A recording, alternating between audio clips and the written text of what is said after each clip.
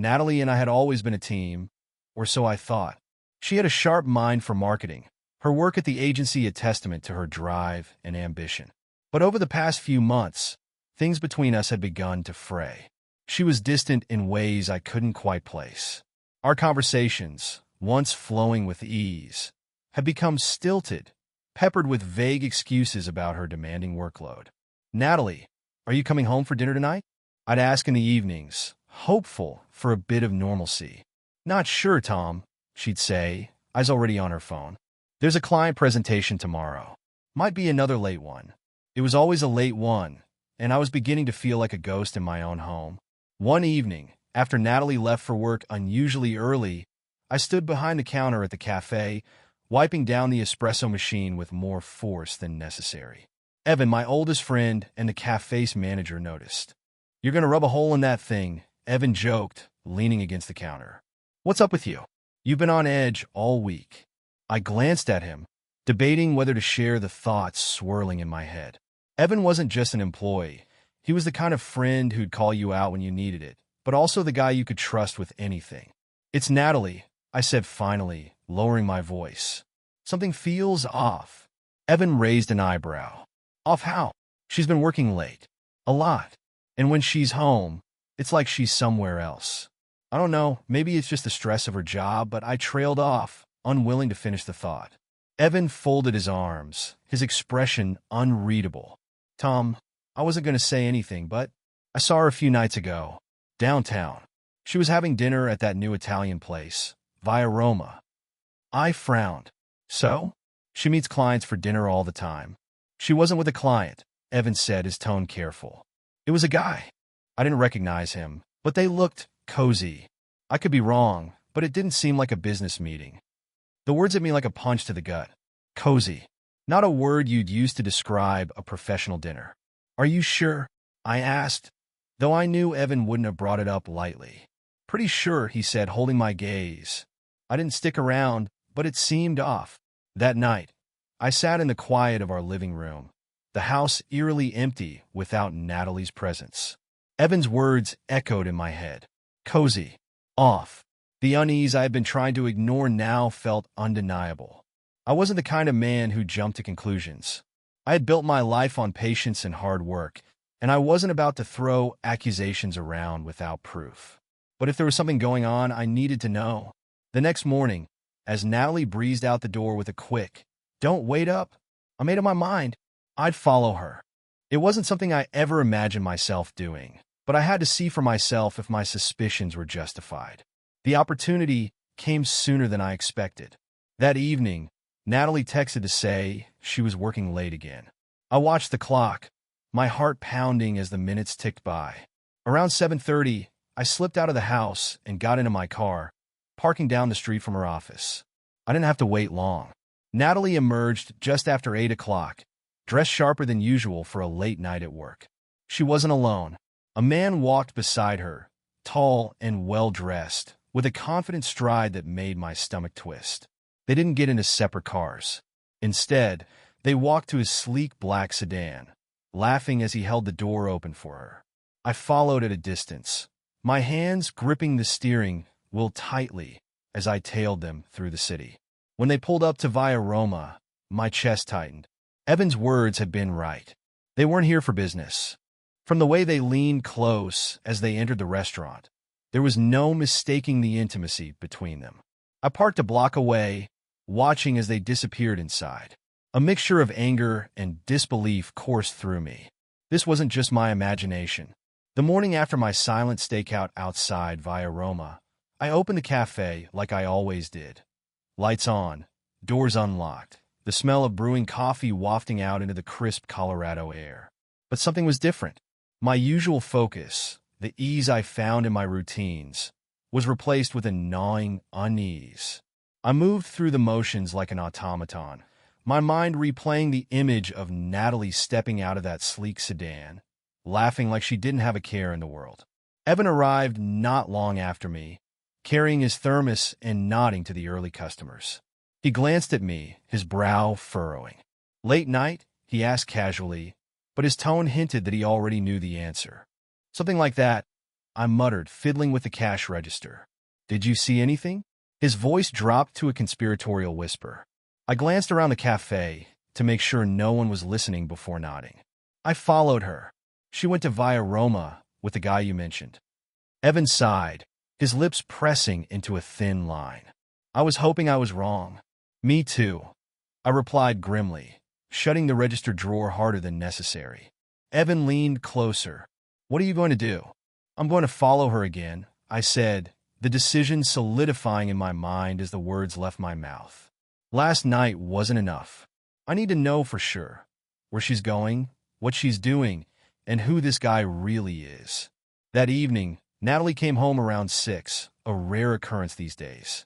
She breezed through the door, kissed me lightly on the cheek, and announced she was heading to a spin class. Don't wait up, she called, already halfway to the bedroom to change. The lie was almost insulting. Natalie hated spin classes. The last time she tried one, she came home complaining about how the instructor was a sadist in leggings. I nodded along, feigning nonchalance, and waited for her to leave. When I heard her car pull out of the driveway, I grabbed my jacket and followed, keeping my headlights off as I trailed her through the neighborhood. She didn't head to the gym. Instead, she drove toward the city, weaving through traffic like she was on a mission. I kept a safe distance, my pulse pounding as I watched her tail lights glow faintly ahead. She eventually pulled into the parking lot of a trendy wine bar, dimly lit with string lights and full of couples chatting over glasses of Merlot. I parked across the street and waited. Sure enough, within minutes, the same man from Via Roma appeared. Greg. He greeted her with an easy familiarity, his hand brushing her lower back as he led her inside. My stomach churned, but I stayed put, watching as their silhouettes moved through the bar's large front window. It wasn't long before they were seated in a corner booth, laughing and leaning close. To anyone else, they might have looked like an ordinary couple on a date. To me, it was a knife twisting in my gut. 2 nights later, she pulled the same stunt. Another excuse, another late-night rendezvous. This time, I followed them to a cozy gastropub on the edge of town. Greg seemed to have a knack for finding places that were intimate and out of the way. I didn't bother going inside. The view from the parking lot was enough. Through the large bay window, I saw her reach across the table, her hand brushing his as she laughed at something he said. But it wasn't until the 3rd night that things escalated. Natalie told me she had to stay late at the office for a presentation prep. I knew better by now. I didn't even wait for her to leave the house. I was already in my car, parked a block away, ready to follow. She met Greg at a secluded park just outside the city, the kind of place where teenagers went to drink beer and couples went to avoid prying eyes. I killed my headlights and parked in the shadows, watching as they strolled along a path that wound around a small lake. They stopped at a bench under a willow tree, the branches swaying gently in the breeze. Greg said something I couldn't hear, and Natalie laughed, the sound carrying across the stillness of the night. Then it happened. She leaned into him, her hands resting on his chest as he cupped her face, and they kissed. Not a fleeting kiss, not the kind you give a friend goodbye. This was intimate, deliberate, full of the kind of passion I hadn't seen from her in months. My hands clenched the steering wheel so tightly I thought I might snap it in two. This wasn't just a passing fling or a misunderstanding. This was deliberate, calculated. I sat there for a long moment, watching as they broke apart and continued their walk, hand in hand. It was the confirmation I didn't want but needed. When Natalie left that evening, her excuse was almost laughable. "It's an after-hours strategy meeting," she'd said, adjusting her blazer and grabbing her leather briefcase. "I might be late." I nodded, watching her from the kitchen table. My coffee had gone cold, untouched, as she rattled off yet another implausible explanation. She didn't even wait for my response before walking out the door, heels clicking briskly down the driveway. I was ready this time. My car was already parked discreetly at the corner of our street, engine idling. I followed her at a safe distance as she made her way out of the suburbs and toward the city. As we got closer to Denver, I began to piece together the destination. I'd been tracking her long enough to recognize the pattern. Her car veered off the main thoroughfare and into the parking lot of the Belmont Hotel, a sprawling luxury complex with valet parking and crystal chandeliers visible from the entrance. She pulled up to the valet stand, stepping out of her car with the practiced elegance of someone who had done this before. Greg was already there, leaning against a silver Audi, waiting for her. He smiled that slick, self-assured smile as he held out his hand, helping her from the driver's seat. I parked on the opposite side of the lot, in the shadows, my breath coming in shallow bursts as I watched them. They entered the hotel together, their bodies close enough to make it clear this wasn't business. I gave it 10 minutes before stepping out of my car, adjusting the collar of my jacket as I made my way toward the lobby. The Belmont wasn't a place I'd normally frequent, but I knew enough about how places like this operated. The doorman gave me a polite nod as I walked past, and the receptionist barely glanced up from her computer.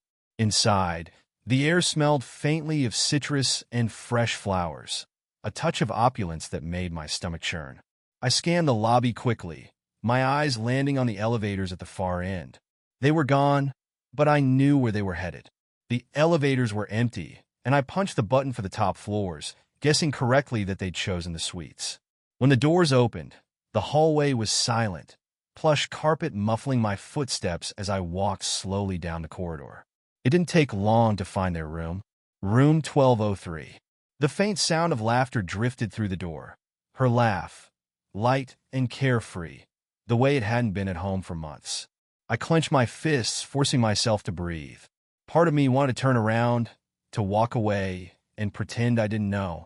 But that part was silenced by the memory of her lies, the casual way she had brushed off our life together like it meant nothing.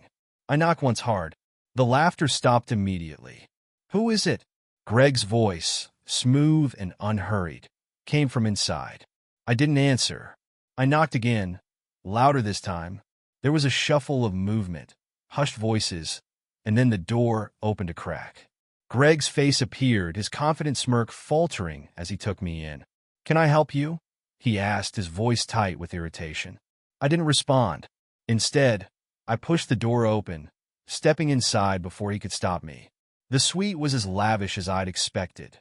Floor-to-ceiling windows overlooking the city, a king-size bed unmade in the center of the room, and Natalie standing by the window in a silk blouse, her face a mask of shock.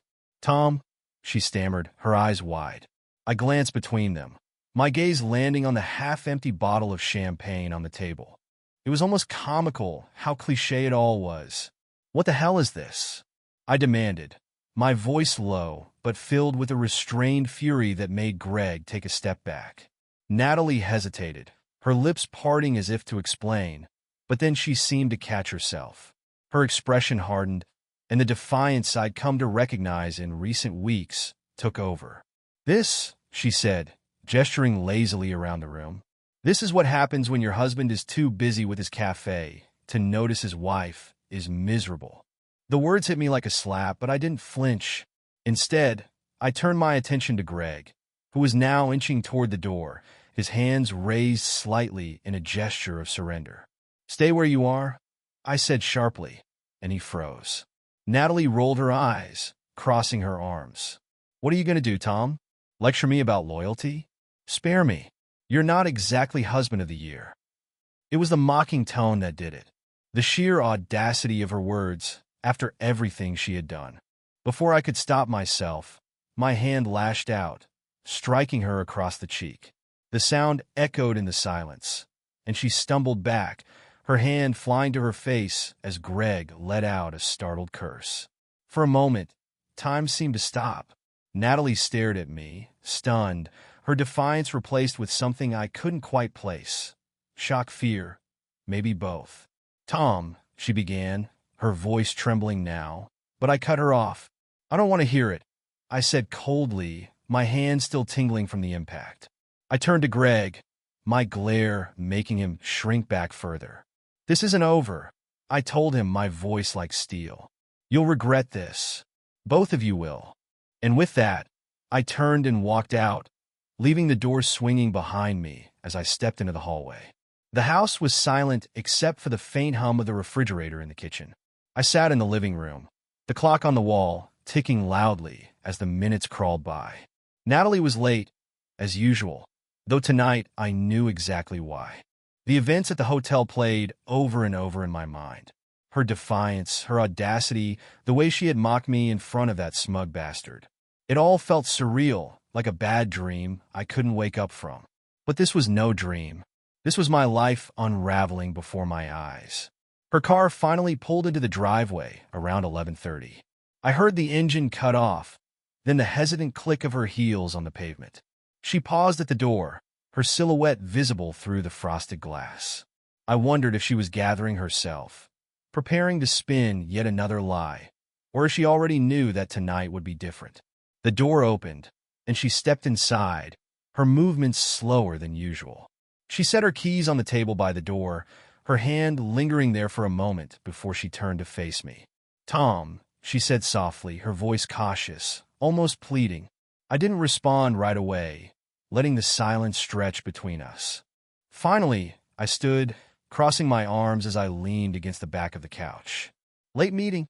I asked, my tone sharp and cold. She flinched slightly, but quickly masked it, forcing a weak smile. "It went longer than expected." "Is that what you're calling him now?" I shot back. Her eyes widened for a fraction of a second before she looked away, her hands fidgeting with the strap of her purse. "I don't know what you mean," she murmured, but the tremor in her voice betrayed her. "Don't insult my intelligence, Natalie," I said, my voice rising. "I know where you were. I saw you. I heard you." Her gaze snapped back to me, a flicker of panic crossing her face. "Tom, listen." "No, you listen," I interrupted, my voice cutting through the air like a blade. "I followed you, Natalie. I was there at the Belmont. I saw you with him. I saw everything." She stared at me, her face pale and her mouth opening and closing as if searching for the right words. Then, to my astonishment, her expression shifted. The panic faded, replaced by something softer, almost regretful. "Tom," she began again, her voice quieter now, trembling. "I know what you think you saw, but it's not what you think. It's complicated." "Complicated?" I repeated, letting out a bitter laugh. "Do you think I'm stupid? Do you think I didn't see exactly what was going on? You lied to me. You cheated on me. And now you want to stand there and tell me it's complicated?" She took a step closer, her hands raised as if to placate me. "I didn't mean for it to happen," she said quickly. "I swear, Tom, it wasn't supposed to be like this. I've been lost, lonely, and I didn't know how to talk to you about it." "Lonely?" I snapped. "That's your excuse? You were lonely, so you decided to betray me? To humiliate me?" She flinched again, her hands dropping to her sides. For a moment, she said nothing, her head bowed. Then she looked up, her eyes glistening with unshed tears. "I know I hurt you," she said, her voice barely above a whisper. "And I'm sorry. I'm so sorry. I didn't mean what I said at the hotel. I was angry, and I lashed out. Please, Tom, can we just start over? Can we fix this?" I stared at her, her words washing over me like cold water. There was a time when I would have given anything to hear her say she was sorry, to hear her ask for another chance. But now, standing in front of her, all I felt was emptiness. "No," I said finally, my voice flat and unyielding. Her eyes widened, the tears spilling over. "Tom, please," she begged, stepping closer. "I love you. I do. I know I messed up, but we can fix this. We can go to counseling. We can—" "Stop," I said sharply, holding up a hand. "Just stop." I took a deep breath, steadying myself before I continued. "This isn't something you can fix with apologies and promises. You broke us, Natalie. You broke my trust, and there's no coming back from that." She opened her mouth to protest, but I cut her off. "I want you to pack your things and leave. Tonight." Her face crumpled, and she took another step forward, reaching for me. "Tom, please," she pleaded. "Don't do this. Don't throw away everything we've built together." I stepped back, avoiding her touch. "I'm not the one who threw it away," I said coldly. "You did that when you decided I wasn't enough for you. When you decided to lie to me, to cheat on me. This is on you, Natalie, not me." For a moment, she stood there, her chest heaving as she tried to compose herself. Then, slowly, she nodded, wiping at her tears. "Fine," she said, her voice trembling. "If that's what you want, I'll go." "It's what I want." I said firmly. Without another word, she turned and walked down the hall to the bedroom. I stood in the living room, listening to the sound of drawers opening and closing, of her gathering her things. When she finally emerged, her suitcase in hand, she paused in the doorway, looking at me one last time. "I'm sorry," she said again, her voice barely audible. I didn't respond. I couldn't. She hesitated for a moment longer, then turned and walked out the door. The sound of her car starting and pulling away was the only thing that broke the silence. The next morning, the house felt eerily still. Sunlight filtered through the blinds in the kitchen, but it did little to warm the cold, hollow feeling left behind after Natalie's departure.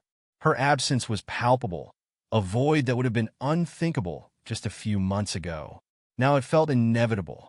I poured myself a cup of coffee, the bitter taste grounding me as I stared at the dining table. Her spot was empty, her favorite mug untouched in the cabinet. Part of me wanted to toss it out, to erase every trace of her from this house. But I knew there were more pressing matters to attend to. Natalie was gone, but I couldn't afford to let her linger in my life in other ways. If I had learned anything over the past week, it was that trust could not be extended blindly. I set my mug down and grabbed my phone, scrolling through my contacts until I found the number for our bank. "Good morning," a cheerful voice greeted me on the other end. "Thank you for calling Westland Financial. How can I assist you today?" "Yes, good morning," I began, keeping my tone measured. "I need to place a hold on all joint accounts immediately." There was a brief pause. Then the voice returned, slightly less cheerful, but professional. "Of course, sir. May I ask the reason for this hold?" I hesitated for only a moment. "Marital separation," I said flatly. "I need to ensure there are no unauthorized withdrawals or transfers." "Understood," she replied. "I'll just need to verify some details before proceeding. This will only take a moment." As she guided me through the process, I felt a growing sense of relief. For the first time in weeks, I was taking control of the situation, securing my life from any further damage. Once the accounts were frozen, I moved on to the credit cards. Natalie's name was on several of them, and I wasn't about to leave her access to funds she could use to continue whatever life she had built behind my back. I explained the situation to another representative, who assured me the cards would be deactivated within the hour. The practicality of the conversation was oddly calming, a stark contrast to the chaos of the past few days. After hanging up, I turned my attention to the stack of documents in the home office. Bank statements, property deeds, and tax returns. Pieces of our shared life that I now needed to separate. I pulled out a file and started sorting, keeping meticulous notes as I went. Natalie had always been more organized when it came to finances, and I realized just how much control she had quietly held. That control was mine now, and I wasn't going to let her undo it. By midday, I had made significant progress. The accounts were secured, the credit cards canceled, and I had a clear picture of our shared finances. There was a certain satisfaction in the order I was creating, even if it came from a place of necessity rather than choice. As I sifted through the last stack of papers, my phone buzzed with a notification. A message from an unknown number. "Tom, it's Natalie. Please let me know if we can talk. I need to explain." I stared at the screen, my jaw tightening. There was nothing left to explain. I deleted the message without replying. The cafe that afternoon was a welcome distraction. Evan noticed the change in my demeanor almost immediately. "You seem different," he said as he slid a tray of fresh croissants onto the counter. "I'm getting my house in order," I replied simply. Evan nodded, his expression unreadable. "Good. You deserve that." As the afternoon crowd picked up, I immersed myself in the rhythm of the cafe, the steady hum of espresso machines and quiet conversations filling the air. It wasn't until I locked up for the night that I realized how much had been accomplished in a single day. The drive to Denver felt strangely calm, as though the storm that had uprooted my life had left behind a hollow stillness. I had spent the last 2 days securing my finances and preparing for this meeting, but nothing could fully brace me for the reality of walking into a law office to dismantle the life Natalie and I had built together. The building was modern and unassuming, tucked into the busy downtown streets. I stepped into the lobby, where muted colors and soft lighting created an atmosphere of quiet efficiency. A receptionist greeted me with a practiced smile and directed me to Richard's office on the 6th floor. When I entered, Richard rose from his desk, extending a hand. He was a sharp, clean-cut man in his 50s, his suit immaculate and his eyes shrewd. "Tom, good to meet you," he said warmly. His handshake was firm, his demeanor professional but approachable. "Thank you for seeing me on such short notice," I said, taking a seat across from him. "Of course," he replied, sitting down and opening a sleek, leather-bound notebook. "I understand this is a difficult time, but I'm here to make sure you're protected. Why don't you start by telling me what's been going on?" I laid it all out. The late nights, the lies, the hotel. I didn't hold back, recounting every detail of Natalie's affair with Greg and the confrontation that had unfolded in their suite. Richard listened intently, his pen moving swiftly across the page as he jotted down notes. When I finished, he leaned back, tapping the end of his pen against his notebook. "Well," he said after a moment, "the good news is that Colorado is a no-fault divorce state. Her infidelity won't necessarily impact the division of assets, but it can play a role in negotiations, especially if you have evidence." "I have plenty," I said, the memory of that night at the Belmont flashing through my mind. Richard nodded. "Good. Documentation will be crucial. Photos, messages, financial records, anything that proves misconduct on her part. It sounds like you've already taken steps to protect your finances, which is smart. We'll need to ensure that your café remains secure as a separate entity." "That's my priority," I said firmly. "The café is mine. I built it from the ground up. I'm not letting her touch it." "You won't have to," Richard assured me. "The business predates your marriage, correct?" I nodded. "Then it should be relatively straightforward to keep it out of the marital property division. However, we'll want to be thorough in documenting its value and any shared investments. The cleaner the paperwork, the better." As we discussed the logistics of the divorce, Richard's efficiency put me at ease. He outlined the next steps: filing the petition, serving Natalie, and preparing for mediation or court if necessary. "Now," he said, his tone shifting slightly, "let's talk about Greg." I raised an eyebrow. "What about him?" "Well," Richard said, steepling his fingers, "it's clear that this man has played a significant role in the dissolution of your marriage. If you're interested, we could dig into his background, see if there's anything actionable." The suggestion hung in the air, and I found myself leaning forward. "What kind of actionable?" "Greg's actions could have consequences beyond your personal life," Richard explained. "If he's a public figure or holds a position of trust, his behavior could be damaging to his reputation or career. Of course, we need to be discreet, but there are ways to uncover vulnerabilities." I thought about it for a moment, the memory of Greg's smug face as he opened that hotel door filling me with a renewed sense of purpose. "What would that involve?" "Gathering information," Richard said simply. "We'd start with basic research, employment records, public filings, any skeletons in his closet that might be relevant. If he's as polished as you say, he may have a lot to lose." The prospect intrigued me, and I agreed to proceed. Richard pulled out his laptop, typing quickly as he brought up public databases. "What's his full name?" "Greg Lancaster," I said. "He's in tech. Some kind of consultant, I think." Richard nodded, his fingers flying across the keyboard. "Tech consultants often work under strict ethics clauses, especially if they handle sensitive data. If he's violated those clauses, it could be problematic for him professionally."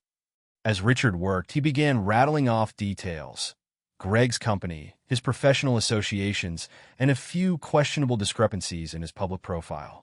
"Interesting," Richard murmured, his eyes narrowing as he scanned the screen. "It seems he's inflated some of his credentials. Nothing major, but enough to raise eyebrows if exposed." And he paused, clicking on another link. "It looks like he's married." The words hit me like a jolt. "Married?" Richard nodded, turning the screen toward me. Sure enough, a photo of Greg with a smiling woman appeared, the caption identifying her as his wife, Laura. Well, Richard said, a hint of amusement in his voice. "That certainly complicates things for him, doesn't it?" The revelation opened up a whole new avenue of possibilities.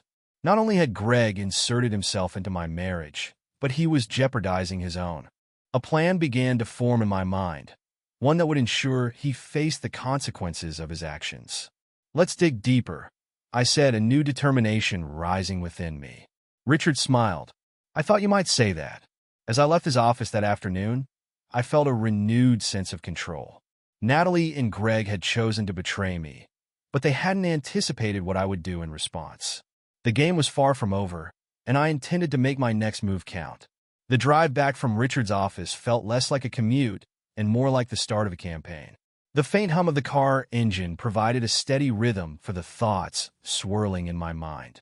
The details Richard had unearthed about Greg were a revelation. A man living a carefully curated lie, balancing a high-profile career and a picture-perfect marriage while dabbling in infidelity. When I got home, I didn't bother with dinner.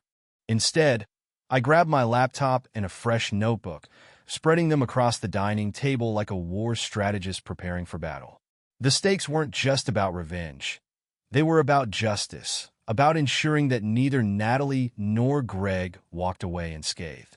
The first step was understanding Greg's vulnerabilities. Richard had shared enough during our meeting to give me a solid starting point. Greg's company, SpectreTech Solutions, held its employees to a strict code of ethics. One clause in particular stood out. Any behavior that could bring disrepute to the company, whether professional or personal, was grounds for termination. Greg's affair with Natalie, if exposed, could easily fall under that category. But I couldn't stop there. I needed more, something that would force SpectreTech to act decisively, something they couldn't ignore. The next few days were a flurry of research and preparation. I created a new email account under a pseudonym, one that couldn't be traced back to me. I carefully drafted a message to SpectreTech's HR department, detailing Greg's inappropriate conduct. I attached the photos I had taken of him and Natalie at the Belmont Hotel. Nothing graphic, but damning enough to raise eyebrows. The email was succinct, professional, and deliberately vague about my identity. Subject: urgent. Ethical misconduct by employee Greg Lancaster Body. Dear SpectreTech HR, I am writing to bring to your attention a matter that may be of concern to your organization. One of your employees, Greg Lancaster, has been engaging in behavior that could potentially violate your company's code of ethics. Specifically, he has been involved in an extramarital affair, which has come to light through documented evidence. Please find attached photos taken recently which corroborate this claim. While I prefer to remain anonymous, I felt it was my duty to report this issue as it could impact SpectreTech's reputation if left unaddressed. Sincerely, a concerned individual. I hesitated for only a moment before hitting send. The email disappeared into the ether, a small but significant step in dismantling Greg's carefully constructed facade. By the third day, I received confirmation that the email had been received. An automated reply assured me that the matter would be reviewed promptly. It wasn't much, but it was enough to keep me moving forward. In the meantime, I turned my attention to Greg's personal life. It didn't take long to confirm what Richard had discovered. Greg's wife, Laura, was blissfully unaware of his extracurricular activities. Her social media painted the picture of a happy, devoted spouse, completely oblivious to the reality lurking beneath the surface. At first, I debated whether to involve her. It felt like a low blow, dragging her into the mess her husband had created. But the more I thought about it, the more I realized the truth. She deserved to know. The decision solidified when I found her work email on her company's website. She was a project manager at a local nonprofit, her profile radiating professionalism and kindness. I crafted a message carefully, knowing this wasn't a conversation anyone wanted to have. Subject: important. Regarding your husband, Greg Lancaster Body. Dear Laura, I hope this message finds you well. I apologize for reaching out in such a manner, but I believe there is something you should know about your husband, Greg. Recently, I discovered that Greg has been involved in an affair with my wife, Natalie. While I take no pleasure in sharing this information, I felt it was important that you hear it directly rather than through rumor or circumstance. Attached are photographs and details that confirm this situation. I understand this may be difficult to process, and I am willing to provide additional context if needed. Please know that my intention is not to cause harm, but to ensure you are not left in the dark. Sincerely, Tom. I hesitated longer this time, my finger hovering over the send button. It felt invasive, cruel even, to deliver such devastating news to a stranger. But the thought of Greg walking away unscathed pushed me forward. I clicked the button, watching as the email disappeared into the void. The waiting was the hardest part. Days passed with no response, and I began to wonder if I had done the right thing. Then late one evening, my phone buzzed with a notification. It was a reply from Laura. Subject: important. Regarding your husband Greg Lancaster body. Tom, thank you for reaching out, though I wish it were under different circumstances. I don't know what to say right now other than I appreciate your honesty. I had no idea, and I need time to process this. If you're willing, I would like to speak further. Please let me know how to reach you. Best. Laura. I stared at the screen, a strange mix of satisfaction and unease settling over me. The plan was unfolding, piece by piece, but there was still much to do. Greg had built his life on deception, and I intended to see it crumble. The game was in motion, and I wasn't about to let up now. The courthouse stood imposing against the morning sky, its stone facade bathed in the muted light of an overcast day. I stepped through the heavy doors, feeling the weight of what was to come. This wasn't just about ending my marriage. It was about restoring the balance that Natalie and Greg had so recklessly upended. Richard met me just inside, his briefcase in hand and his expression resolute. "Morning, Tom," he said, offering a firm handshake. "Everything's in place. We'll go over the evidence one more time before we head in." I nodded, following him to a quiet corner where we reviewed the documents and photos. Richard had been meticulous, piecing together a case that left little room for dispute. The evidence of Natalie's infidelity was irrefutable, and the financial precautions I'd taken had ensured there were no surprises waiting for me in court. The hearing itself was swift and clinical, the kind of legal proceeding that stripped away any pretense of emotion. Natalie sat across from me, her once confident demeanor replaced by a strained politeness. Her lawyer made a half-hearted attempt to challenge the evidence, but Richard dismantled their arguments with ease. When the judge rendered the verdict, I felt a surge of relief. The café was mine, untouched by the division of assets. Natalie walked away with little more than her personal belongings and a settlement that reflected her diminished position in the marriage. She avoided my gaze as we exited the courtroom, her face pale and drawn. Whatever defiance she had clung to before was gone, replaced by the quiet shame of someone who knew they had lost. Back home that evening, I allowed myself a moment to breathe. The legal battle was over, but there was one final piece of the puzzle left to complete. The following week, Spectra Tech released a statement. Greg Lancaster was no longer employed with the company, effective immediately. The press release cited violations of the company's ethical standards, though the details were left intentionally vague. It wasn't difficult to read between the lines. The photos and information I had provided had done their job. Spectra Tech couldn't risk keeping someone like Greg on their payroll, not when his actions posed a threat to their reputation. The fallout extended beyond his career. Laura, Greg's wife, had reached out to me again after receiving my email. She thanked me for my honesty and confided that she had filed for divorce. "I had no idea," she admitted during our brief phone call. Her voice trembled, but there was a steely determination beneath it. "But I'm not going to let him walk all over me. He's going to pay for what he's done." I didn't doubt it. Laura seemed like the kind of woman who knew how to stand her ground, and Greg had underestimated her resolve. In the weeks that followed, Greg's life unraveled. Word of his dismissal spread quickly through the tech industry, and his attempts to secure new work were met with closed doors. The story of his affair, once a closely guarded secret, had leaked just enough to cast doubt on his integrity. It was poetic in a way. Greg, who had built his career on charm and calculated moves, now found himself isolated and without allies.